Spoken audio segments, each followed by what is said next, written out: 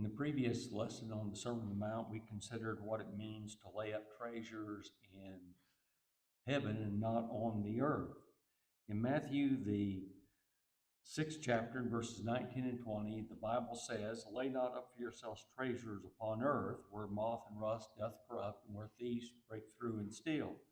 But lay up for yourselves treasures in heaven, where neither moth nor rust doth corrupt, and where thieves do not break through nor steal." A person's life ought to be centered around the spiritual. That's really what the devotional lesson that we were talking about, or that Jeremy was talking about last night, that we were having with the kids last evening. And we ought to be more interested in spiritual matters than physical and material matters. Being aliens and sojourners and pilgrims of this world. And I think most of us feel like this is our home, but it's really not. This is a temporary dwelling place. We ought to feel like we're aliens. We ought to feel like we're sojourners. We ought to feel like we're pilgrims. And situations that happened last week and are going to happen this week ought to remind us that we're just temporary abiders here on this earth. The first of three reasons why we ought to lay up treasures in heaven is in this particular text. And that first reason is because the things of this world has the mark of decay and also the mark of thieves, while the heavenly rewards have neither of these marks. Now, the second reason why we ought to lay up treasures in heaven is found in our text for this evening, Matthew 6:21 through 23, which says, "For where your treasure is, there will your heart be also. The light of the body is the eye. If therefore thine eye be single, thy whole body shall be full of light. But if thine eye be evil, thy whole body shall be full of darkness. If therefore the light that is in thee be darkness, how great is that darkness?" So we're going to be looking at three basic things. First, we're going to look at the treasure of the heart. Then we're going to look at the light of the body and the things that are associated with that light. And then we're going to look at the evil-eyed person. So we're going to look at the single-eyed person, then the evil-eyed person. But first, we'll be considering then the treasure of the heart. In Matthew 6 and verse 21, there Jesus said, "For where your treasure is, there will your heart be also." Now, it is interesting when you look at this particular passage, many people think it's where your heart is, there will your treasure be also. But it's really the other way around, as we noted already. The text says, and what Jesus declared was, where your treasure is, there will your heart be also, and not where your heart is, there will your treasure be also. Now, in order to understand that statement, we must really define a couple of terms. We first must define the term heart. Now, the word heart, it's pretty clear the word heart can be understood in different ways within the scripture. And anybody that has studied the word heart knows that it can be used in different ways. And in fact, one gospel preacher, he would say, point to his head and talk about the heart. Well, sometimes the heart is talking about the mind, and there's no doubt about it. But sometimes it's talking about more than just the mind. Now, though the word can be used in these different ideas, here Jesus really referred to, or clearly referred to, the affections of men. Generally, the heart is defined as the seat, that is the center of affection, which entails a person's aspirations, his desires, his thoughts, and his feelings. And that's what we're talking about here. That's what Jesus was talking about. He talked about the man's heart, his aspirations, his desires, his thought, his feelings, and the things associated with that. Now, it is also noteworthy to note Proverbs 4 and verse 23, which says, "Keep thy heart with all diligence, for out of it are the issues of life. So out of the heart or we get the issues of life, or comes the issues of life. In other words, the heart is the fountain. It is the fountain which the streams of life proceed from. And therefore, we must always keep the heart in check. And thus, Jesus desires us and taught us that our hearts can be found where our treasure is. Well, if that be the case, then we ought to look at the heart. But that's not the first thing we ought to look at. We also need to understand what is the treasure or the treasure. Now, it's also necessary that we understand the treasure. Jesus said there are two basic places of the treasure. One is upon earth and the other is in heaven. Now, that's the context of which he talked about. So there are two basic places that we can have our treasure, in heaven or on earth. Now, literally, the idea is treasure not up yourselves treasures upon earth, but treasure up for yourselves treasures in heaven. Now, I think it's pretty interesting when you look at that terminology and the way it's used within this particular passage. There's obviously a play on words that Jesus used. Treasure not up yourselves treasures upon earth. Now, we treasure by collecting or by accumulating. Now, I don't know about you, but I think probably most of us have places that we put treasures. We collect those treasures. We lay them in store, so to speak. We accumulate them. We put them in our place that we want to treasure those things. And we put precious deposits or in a receptacle in which those precious things and precious articles are kept. Now, that could be any number of things. For you ladies, it might be a curio cabinet. For us men, it might be a hidden place in the garage, that we have a drawer that we put things in. I have different places that I keep things. And it's really, some of those things aren't anything special. In fact, when I kick the bucket, my kids will go through that stuff and they'll think, what's this? I mean, this is nothing but a piece of trash. Why did he keep them all these years? But there are reasons we keep those things. And we look back at them and it reminds us of different individuals. In fact, I have this little doll that sits up in our kitchen. And it's really nothing but and I realize it's really nothing but a piece of junk. But nonetheless, I keep it because it reminds me of my mother and my dad. And so, we just keep those kind of treasures because of that reason. Now, I don't keep everything like that, and I know people that do, but at the same time, we do treasure those things. And we put them in secure places. And that's what this is talking about. Now, where's our place of security? Where's our place of treasure? Where's that treasure box that we have? Is it in heaven or is it on earth? Well, we have to look then at our treasure. Just as we need to examine our heart and look at our heart, we also must look at our treasure. And thus Jesus desires us to understand. We find our heart where we find our treasure. In a better way of saying it, to be more direct about and to be more accurate in the way that Jesus said it, we find a heart where we treasure our treasury. Now, where's your treasure? That's really the point.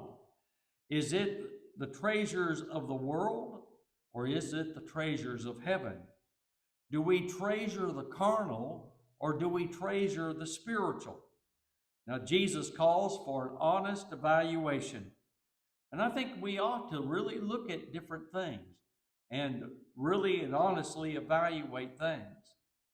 Where do we put the majority of our finances? Is it in the physical, material things or is it in the heavenly reward? Where do we put the majority of our activities? Is it in sports, as this illustration is? Or the things of this world, like, I don't know, for you ladies sewing, or, whatever you ladies do, going out to tea or whatever it might be, or going out for coffee, or, whatever it might be? Or is it in the spiritual realm? Where do we put the majority of our time? Where do we spend it? Is it in the things of this world, or is it in the things of God?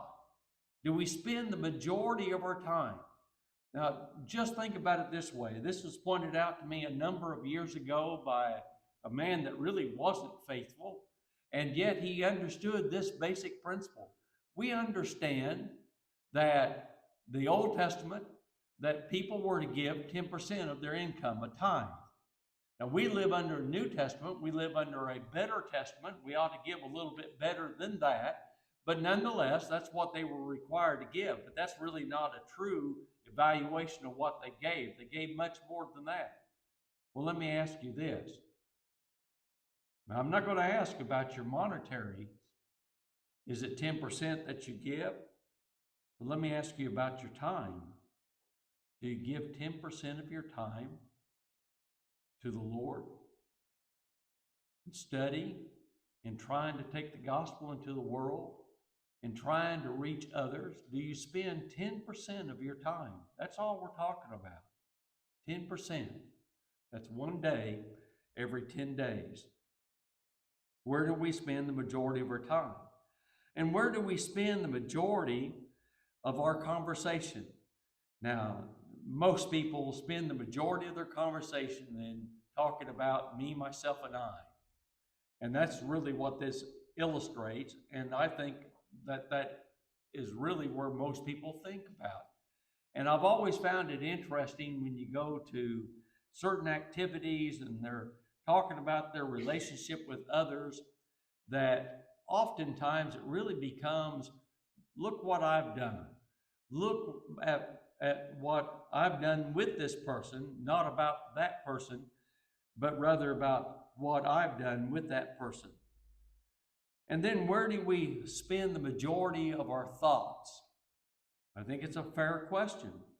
We ought to really examine, where do we think, what do we think about? If we're walking down the road, or if I don't know about you, but I get to thinking about other things when I'm doing things that, are things that just, you can do it without really any thought behind it, like driving, or like washing the dishes, or washing the car, and you've got some of the thing in your mind as you're washing those things. What are you thinking about? Is it about spiritual matters or about material matters? Is it about heavenly matters or about earthly matters? Well, it should be clear to any honest evaluator, any honest heart, the world has a tremendous grip upon us. In John 3 and verse 19, Jesus said, "And this is the condemnation, that light is come into the world, and men love darkness rather than light, because their deeds were evil." We say we really do not love the world, but the world has a grasp upon us, and anybody that's honest will admit that. We sure have a cling to this world. Now, what are we going to do about it, though? Are we going to just accept the world's grasp? Are we going to just accept the world's grip and go our merry way like it doesn't matter? Or are we going to make every effort to make our heart and put our heart in the right place? Now, the second verse that we're going to consider this evening is concerning the single-eyed person. It's found in Matthew 6 and verse number 22, which says, "The light of the body is the eye. If therefore thine eye be single, thy whole body shall be full of light." Well, the single-eyed person is the person that has a healthy eye, healthy eyesight. That's what it's actually referring to. Jesus began by talking about the light of the body is the eye. The eye symbolizes the way we look at things. All objects are seen through the eyes. The eyes supply the vision for the rest of the body. Now, in this first example, Jesus said, "If thine eye be single," and it really, because of the second part of this thought, which is found in the next verse, it's talking about having and not having double vision. This means the eye does not see double. This does not see two objects at the same time. Now, I don't know about you. I think back in my life when I had some good vision. And in fact, I remember the day when I could read a scale when I worked for Beech Aircraft and see 1/100th of an inch on that scale. You had to train your eyes to do that. But you could see that 1/100th of an inch. Now, you know how big 1/100th of an inch is? It's pretty small. But I could read it and see it and make a scribe mark that was that accurate. And in fact, one person, he called me back to his inspection office and he said, "I'm always amazed that you're so accurate in those things." Well, you remember those kind of days when you could see so clearly. But as you get older, that eyesight wanes. And sometimes it gets so bad that you start seeing double things. That's the picture that Jesus is talking about. The single-eyed person is that person that can see so clearly. But he's not talking about seeing a scale. He's not talking about being able to see those tiny little marks. He's talking about the single-eyed person is completely and totally focused on heavenly things. That's how it fits the context. You see, we need to be looking at those heavenly things. Now, what are the two objects that he's talking about as far as the double-eyed vision is concerned? Well, it's being focused upon earthly matters and upon heavenly matters. Now, I knew one fellow that he had eyesight problems and muscles in his eyes, and he had one eye looking one way and the other eye looking another way. But he was very unique in a lot of different ways. In fact, this particular fellow, most people that have that problem, one eye becomes where it's not used as much and starts deteriorating. But it wasn't with him that way. In fact, he said he could focus on two different objects at the same time because his eyes were pointed in different directions. Now, that's the vision that he's talking about here. You got one eye focused upon earthly things and one eye focused upon heavenly matters. And it's the opposite of being a single-eyed person. We need to be focused upon one thing. Now, a lot of us have difficulties with that. And we recognize that we have hard time being focused on one thing. But that's the point that Jesus made. The single-eyed person is the person whose eyes are not diseased. They're able to see clearly. They're able to understand. They're able to discern. They're able to see clearly spiritual things are eternal and physical things are temporary. The single-eyed person has perfect vision because he's spiritually minded and he can see afar off. His sight is not clouded by the things of the world. And the truth of the matter is, most of us tend to not be single-eyed. We allow ourselves to be sidetracked, to be distracted by the things of this world. But thankfully, we have some single-eyed person examples within Scripture. And I'm going to look at several examples that we have, or 3 examples that we have in the book of Hebrews, in Hebrews chapter 11. And the first one I chose was Noah. By faith, Noah, being warned of God of things not seen as yet, moved with fear, prepared an ark to the saving of his house, by which he condemned the world and became heir of the righteousness which is by faith. Now, Noah was warned of God. And notice it says, of things not seen as yet. In other words, there were no floods before the time of Noah. Noah didn't know what a flood was. And yet there would be this catastrophic flood that would cover the entire world. But Noah could see afar off. Because of the promises of God, because Noah lived a godly life, he could see past the flood, and he then was able to save his own life and the life of his family. Noah, with clear vision of future events, built that ark to the saving of his house. Another example is that of Abraham. The text says he looked for a city whose builder and maker is God. Hebrews 11 and verse 10. Now, the Hebrews writer clearly points out that it wasn't his homeland. It wasn't the Ur of Chaldees. It wasn't Haran, where he had come from sometime in the past. That wasn't his homeland.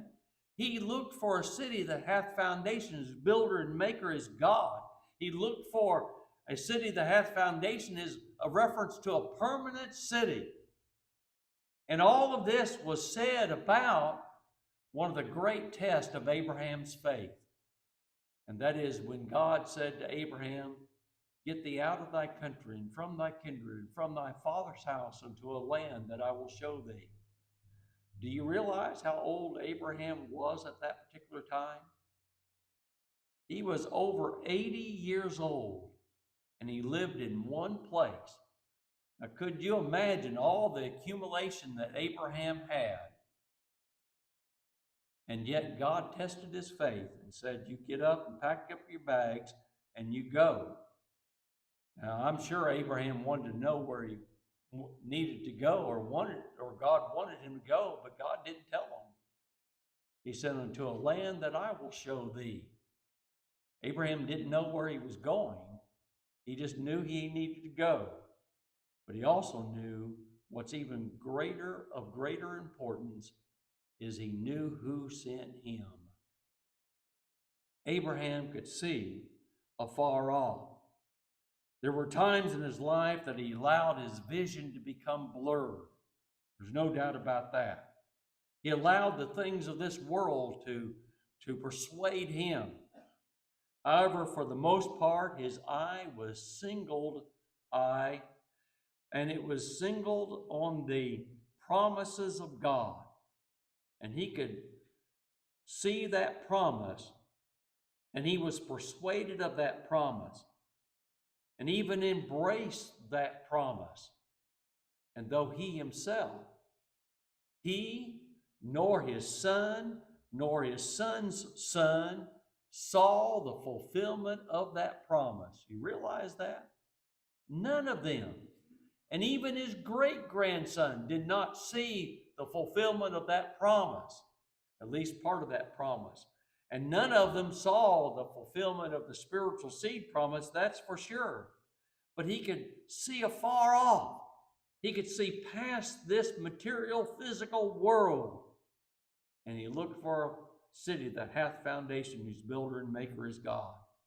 Moses is another one. By faith he forsook Egypt, not fearing the wrath of the king, for he endured as seeing him who is invisible. Jeremy made mention of this morning. The life of Moses divided in 3 parts. The early part of his life, the first 40 years of his life, was in the house of Pharaoh, the son of Pharaoh's daughter. And could you imagine all the luxuries that he had? I mean, Pharaoh was a great political leader of the world at that time. He was a world leader. And he would have had every kind of wealth that you could imagine. And that's what Moses had. But he left all that and spent the next 40 years of his life, the second period of his life, in, in feeding sheep in Midian. And then the final 40 years of his life, he spent leading the children of Israel. But Moses, he could see past the pleasures of Egypt. He could see past the treasures in Egypt. Moses was single-eyed because he chose not to be called the son of Pharaoh's daughter, but he chose the afflictions with the people of God and the reproach of Christ. Moses had a single-eye vision because he could see what was invisible. Verse 27. Well, now let's talk a little bit about the evil-eyed person. In verse 23 of our text, there Jesus said, "But if thine eye be evil, thy whole body shall be full of darkness. And if therefore the light that is in thee be darkness, how great is that darkness?" Now, don't think about the word evil as being the word wicked. Now, there are times when the word evil means wicked, but it actually means bad, well, how we would use the word bad. And so his vision, if thine eye be bad, in other words, if your vision be bad, and it has reference to being cloudy or to be misty. And some have even suggested that this is a reference to, you know, when you get teary-eyed and you can't see something clearly because of the tears within your eyes. Well, that might be what he's talking about here. His eyes were, eyes were clouded by the things of the world. He wants to treasure up the things or the treasures upon earth, but at the same time treasure up the treasures in heaven. He has a difficult time figuring out where his heart is because he does not really know where his treasure is. He likes to think his treasure is in heaven, but he is too much in love with the things of this world. So he's constantly wrestling with himself over this dilemma. His eyes are blurred. Well, the evil-eyed person cannot clearly see because his eyes are colored or tainted by different things like prejudice or lust or pride. In other words, he has impaired vision because of those different things.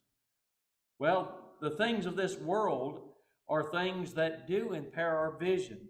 In 1 John chapter 2 and verse number 16, there John wrote, "For all that is in the world, the lust of the flesh and the lust of the eyes and the pride of life is not of the Father, but is of the world.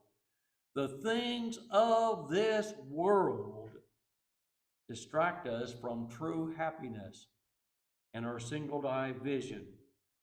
Remember Demas? Demas labored with Paul, and yet Paul wrote that he forsook this world, or forsook the work, the gospel work, having loved this present world. 2 Timothy 4 and verse 10. Well, the evil-eyed person then, or the double-eyed vision, is because he has a double mind. Now, James wrote of the double-minded person. In James 1 and verse 8, he says, "A double-minded man is unstable in all of his ways." In James 4 and verse 8, there James wrote, "Draw near to God, and he will draw near to you. Cleanse your hands, ye sinners, and purify your hearts, ye double-minded." Literally, this carries the idea, the man who has two minds, he's attempting to pay homage to two different masters, God and Mammon, the earth and heaven. Mammon is because he's treasuring up the treasures of the earth. And God, because he's treasuring up, or he thinks he's treasuring up, treasures in heaven. Now, James says he's unstable in all of his ways, which carries the thought of he's so out of focus. He's so double-minded. He's so double-visioned that he doesn't see where he's stepping, and he's unstable in all of his ways. And it carries the idea of being unsteady on his feet, being wavering back and forth. He's swaying like a drunk, and he's unable to walk a straight course because he's unstable. In James 4, verse 8, he says, this person wants to be or tries to be a friend of the world and at the same time a friend of God. Just simply cannot be done. The evil-eyed person is so overcome with the cares of this life that he's blind and cannot see afar off. They're so caught up in this world that they lack the most basic ingredients for Christianity. Add to your faith virtue, and to virtue knowledge, and knowledge temperance, and to temperance patience, and to patience godliness, and to godliness brotherly kindness, and to brotherly kindness love. Jesus said, take heed to yourselves, lest at any time your heart be overcharged with surfeiting and drunkenness and the cares of this life, and so that the day come upon you unawares. For as a snare shall it come on all them that dwell on the face of the whole earth.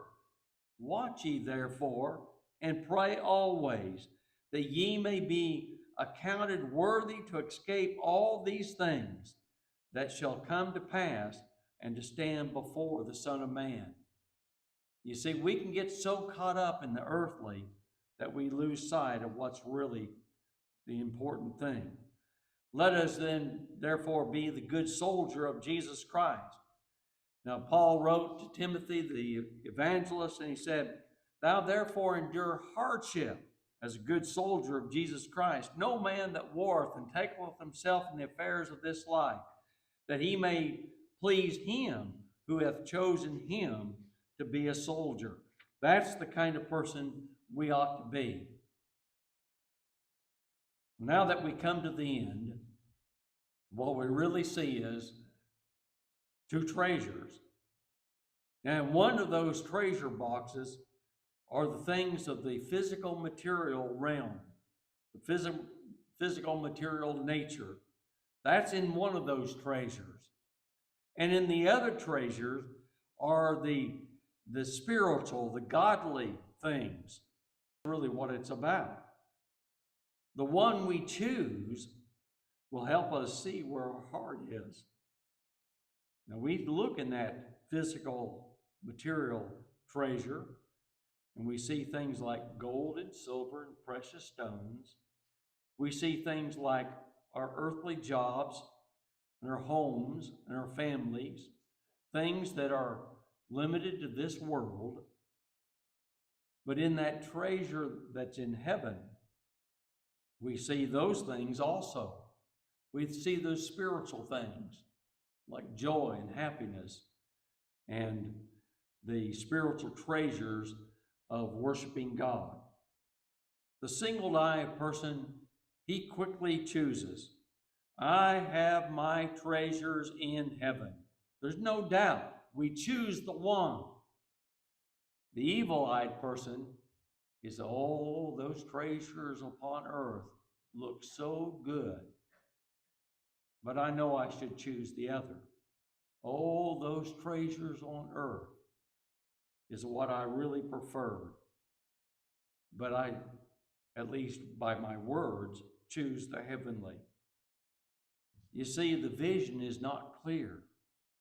It's blurred, it's clouded, it's tainted by the glittering promises of the physical material world. Remember, Jesus gave us two reasons why we ought to choose the treasures of heaven. The first is because the treasures of earth have the mark of decay and the mark of thieves, while the heavenly treasures have neither of these marks. And the second reason we ought to treasure up treasures in heaven is because the treasure of the world will cause us to be evil-eyed, will cause us to be blurred in our vision, and we lose sight of what's really important in this world. And that's the treasures of heaven, which has that single eye and the real value of life. So the question is, where will you find your heart? It's one place or the other. It cannot be in both places. Where will you find your heart? We can help you this evening in any way. We invite you to come as together we stand and sing to encourage you.